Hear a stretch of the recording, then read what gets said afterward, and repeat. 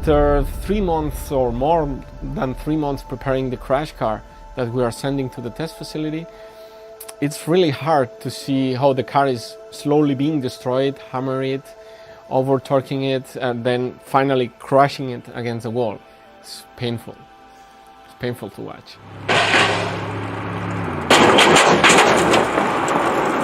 For the US, for example, we have to crash test our cars even without belts and install what they call smart airbags that are able to sense if it's a small or a big person sitting in the car, where they're sitting on the seat, if they have a belt or not, which angle we're impacting the car from, and then we should tune the deployment, the strength and the volume of the airbags according to those set parameters.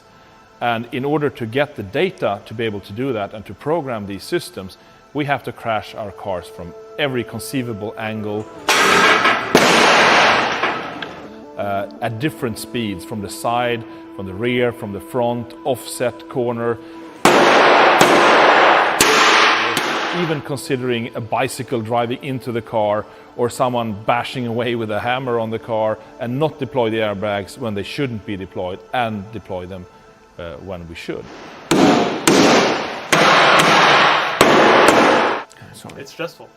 Yeah, it's stressful. It's quite stressful because time schedule is tight because everybody wants their supercar as soon as possible.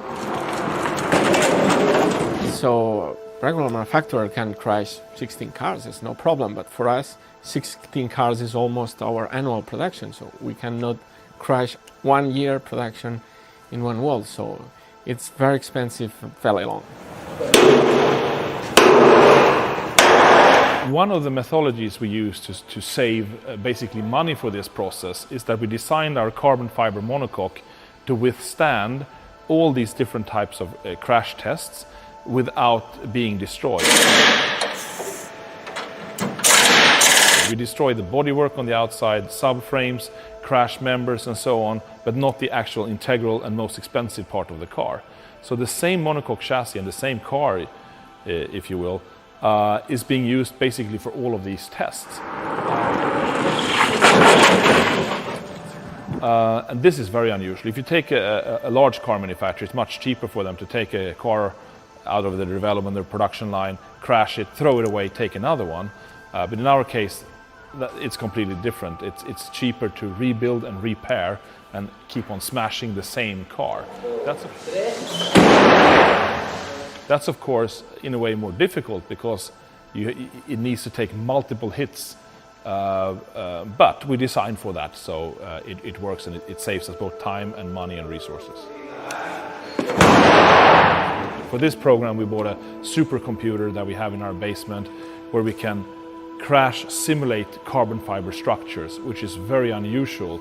So we have some specialists dedicated to that work here at Koenigsegg that actually have been part of developing the programs to be able to crash simulate carbon fiber cars.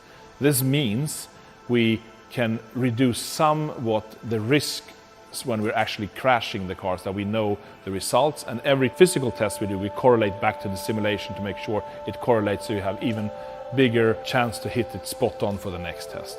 It's really an exciting process in a way because we want to make our cars really safe and we get that verified over and over again through this process, but at the same time a bit painful seeing our babies being crunched and crumbled in this way. So.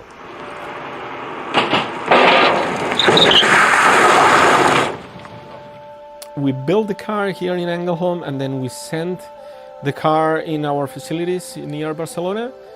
And then it's a logistic cost also, quite a long process.